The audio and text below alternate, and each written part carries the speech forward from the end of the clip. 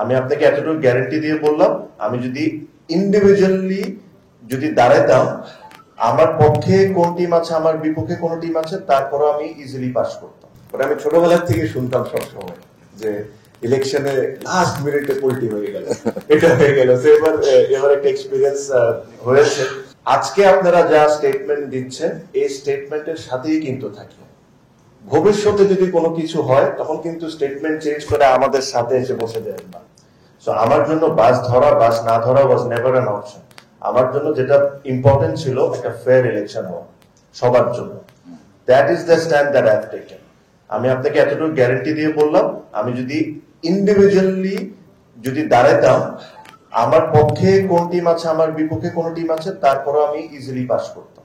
এটা নিয়ে আমার কোনো সন্দেহ ছিল না। বিকজ আমার কাছে আমি এটা বিশ্বাস করি, ভাই যেটা একটা কথা বললেন যে উনি কোনো কোরামে না, উনি ক্রিকেটের স্বার্থে আসছেন, আমরা সবাই ক্রিকেটের স্বার্থে আসছি।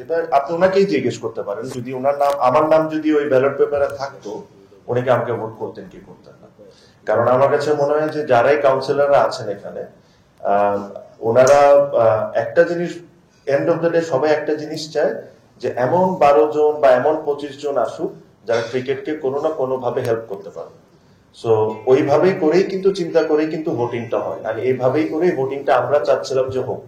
এখানে কোনো সিলেকশন হোক, এটা আমরা কোনো সময় চাচ্ছিলাম। সো বাস মিস করছি কি করিনি, এটা আমার জন্য কোনো ম্যাটারই ছিল না। আমার যদি আমি দাঁড়ালে, I was very confident that I could have one. So ওটা ওয়াজ নেভার অপশন। এছাড়া বাসের আগেও there was lot of offers on the table.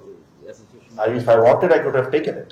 আমার কাছে মনে হয় কিছু কিছু জিনিস আমাদের তরফ থেকে এগুলো অতটুকুই থাকুক, বিকজ আমার কাছে মনে হয় যে এই জিনিসগুলো যদি নিয়ে আমরা পাবলিকলি ডিসকাস করি, ঠিক না। আমাদের স্টান্সটা ডে ওয়ান থেকে এখন পর্যন্ত সেম ছিল, ফেয়ার ইলেকশন। আনফরচুনেটলি যেটা হয় নাই, আর ঠিক ওই কারণেই আমরা এখান থেকে সরে আসি, আর কোনো কিছু না। এই ইলেকশনটা যারা করেছেন তাদেরও চিন্তা করা উচিত ছিল যে ভাই, যে প্রসেসে ওনারা ইলেকশনটা করেছেন, যে প্রসেসে ওনারা ডিরেক্টর হয়েছেন বা প্রেসিডেন্ট হয়েছেন, এটা কি ক্রিকেটের সবচেয়ে বড় স্টেক হোল্ডার যারা প্লেয়াররা কি ডিজার্ভ করে কি করে না?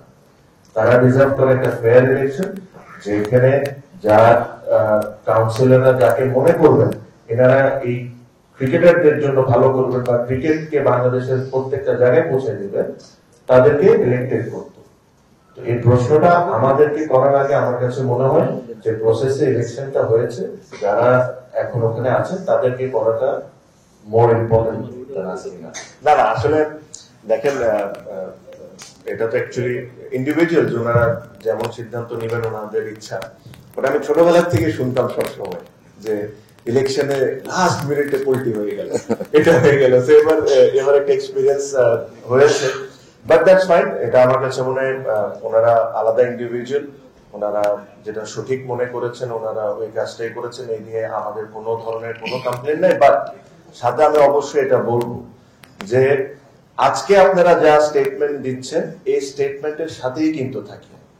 ভবিষ্যতে যদি কোনো কিছু হয়, তখন কিন্তু স্টেটমেন্ট চেঞ্জ করে আমাদের সাথে এসে বসে দেবেন না। এই জিনিসটা আপনারা মেনটেন করুন। তাই